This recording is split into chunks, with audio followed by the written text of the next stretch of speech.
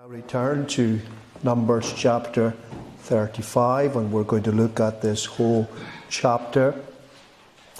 The title for our meditation tonight is Fleeing to Christ. Fleeing to Christ.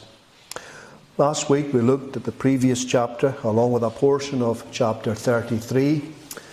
And we noticed there a people with a purpose. And in chapter 34 we found that the Lord marked out the borders of the promised land for them.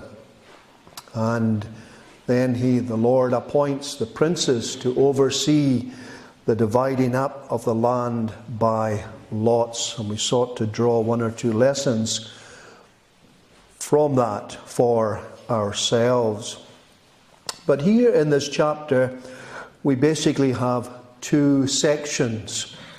And therefore there will be two items that I will head and draw to your attention from this chapter.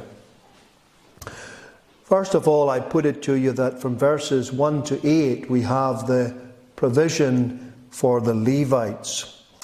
Just remind ourselves again that the people of Israel were on the border of the promised land. Life was going to change for all the tribes.